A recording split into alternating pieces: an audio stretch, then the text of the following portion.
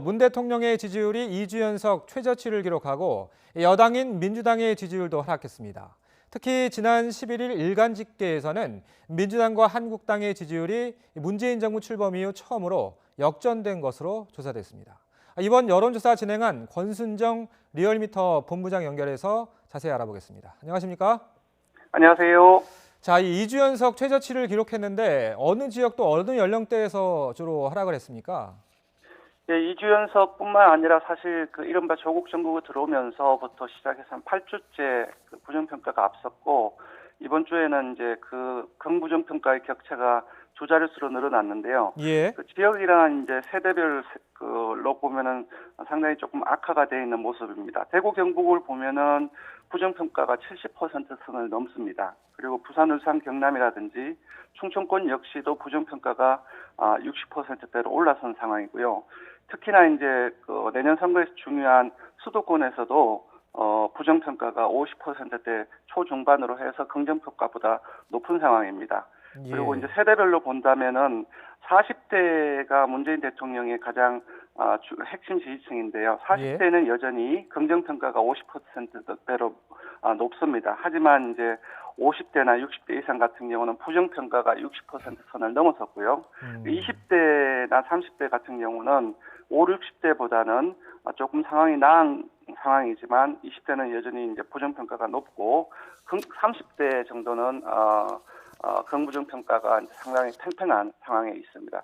세대별로 보더라도 그리고 지역별로 보더라도 한 달 전에 비해서 상당히 좀 많이 악화가 된 상황입니다. 네. 예.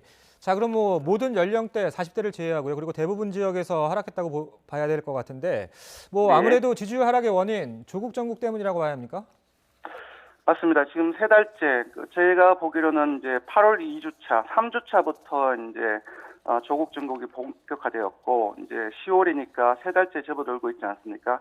여전히 이제 조국 정국이 이어지는 과정 속에서 이제 조국 장관의 가족의 의혹을 둘러싼 언론 보도가 지난주에도 지속적으로 제기가 되었었고, 그리고 또 무엇보다도 이제 국정감사가 함께 돌아가면서 사실 국정감사가 이제 조국 공방의 장으로 변질된 측면이 있고요. 예. 그리고 기억하실지 모르겠지만 지난주 초에 주말부터 해서 스톡홀름 이제 북미 비핵화 협상 결렬도 있었고, 그리고 이제 돼지 열병이라든지 여타의 이제 민생 경제의 어려운 부분들도 겹치다 보니까 이렇게 국정에 대한 인식이 부정적으로 많이 변했는데요. 무엇보다도 조국 정국에서 이어지는 이제 언론의 제기, 여러 부정적인 보도, 이 부분이 가장 큰 영향을 미쳤다고 봐야 될 것 같아요. 예. 이 과정에서 좀 주요하게 봐야 될 것은 중도층입니다.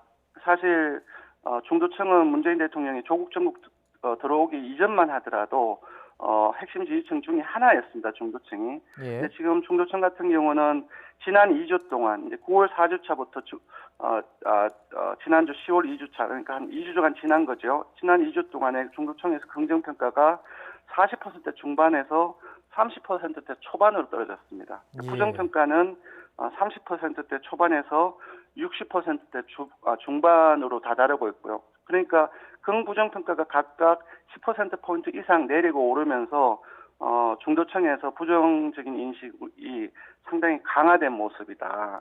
그렇게 봐야 될 것 같고요. 하나 추가를 하자면은 지난주까지는 진보층과 보수층이 각각 긍정평가 또는 부정평가가 한 80% 선으로 양극화된 상황이었는데, 지난주에는 진보층이 한 70% 후반에서 중반으로 떨어지면서 진보층에서 이완 현상이 좀 추가적으로 나타나고 있는 상황이다, 이렇게 볼 수 있겠습니다. 자, 국정 지지율도 관심이지만 이번 주는 정당 지지도에 특히 눈길이 가는 것 같은데 문재인 정부 들어서 민주당과 한국당의 지지율 격차가 가장 좁혀진 것 같아요. 네, 이게 국정 지지율도 상당히 많이 변했지만 특히 정당 지지율에서 아주 큰 폭의 변화가 있었습니다. 아까 이제 앵커께서 이제 소개를 해드렸지만 두 당의 격차가 0.9%포인트 박빙으로 붙었습니다. 이 격차는 지난 5월 2주차에 민주당 38.7, 한국당 34.3%의 4.4%포인트보다 훨씬 더 줄은 것이고, 그리고 문재인 정부 출범 이후에 민주당과 한국당이 응답자 전체에서 가장 좁게 이제 붙은 것입니다. 예. 네, 그래서 이런 부분들은 그렇습니다. 예, 집권 후에 문재인 정부 집권 후에 처음으로 나타나고 있는 상황이라고 봐야 될 것 같습니다. 예. 네. 자, 특히 눈에 띄는 게 일간 집계에서는 지난 11일에 한국당이 앞섰다면서요. 아마 제 기억으로는 11일이 이 한겨레 네. 신문에서 윤석열 검찰총장 보도가 나온 날인데 뭐 네, 네. 영향을 미쳤다고 봐야 할까요? 맞습니다. 지난달 26일 날에 한국당이 28.5%를 기록하면서 예. 그야말로 쭉쭉쭉 상승을 했었고요.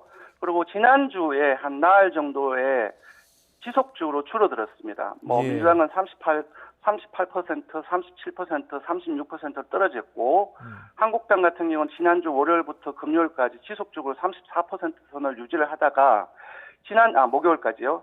지난주 금요일 날에 한국당이 34.7%를 기록했고 반면 민주당은 33% 선으로 떨어지면서 1.7%포인트 차로 한국당이 앞섰습니다. 그러니까 일간 집계로 문정부 출범 이후에 한국당이 민주당을 앞선 것은 비록 오차 범위 내이긴 하지만 처음입니다. 아, 그렇군요.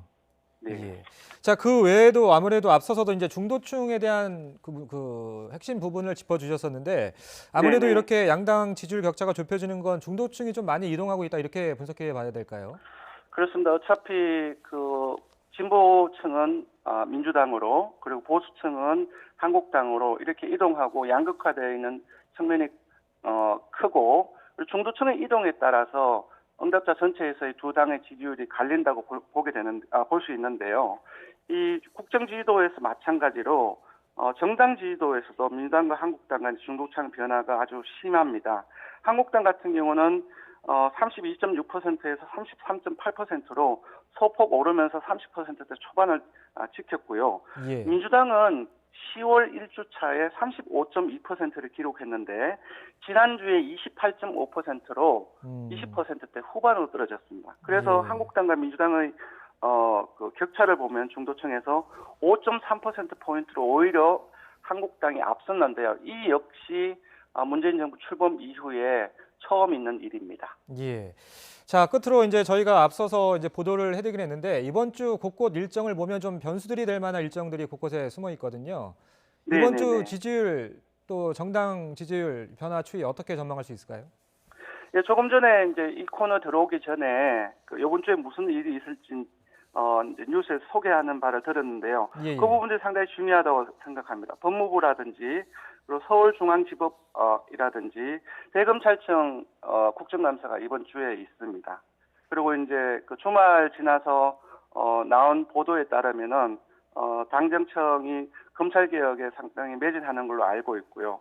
그래서 제가 느끼기에는 국정감사라든지 검찰개혁안 이 내용 모두가 기본적으로 조국 장관을 일반 국민들로부터 떠올릴 수밖에 없는 이슈라고 생각을 해요. 그래서 그런 측면에서 기본적으로 정부 여당의 측면에서 봤을 때, 그러니까 국정 지지율이라든지 정당 지지율의 측면에 봤을 때 조금 지난주처럼 좀 부정적인 부분들이 조금 많지 않느냐라는 생각이 들고요. 다만 지난주에 비해서 이번 주에 들어서면서 검찰개혁안의 발표 내용이라든지 그런 부분들이 약간 조금 더 강하게 국민들한테 전해질 가능성도 있는데 이런 부분들이 조국 정국의 여러 가지 어떤 부정적인 국정감사에서 나오는 부분들을 좀 상쇄를 시킨다고 한다면은 정부 여당에 좀 유리하게 흘러갈 수도 있겠죠. 그러나 전반적으로 예상을 해봤을 때 여전히 이번 주에도 조국 정국으로 봐야 될 것 같고 정부 여당에 있어서 일정 부분 반등은 할 수 있겠지만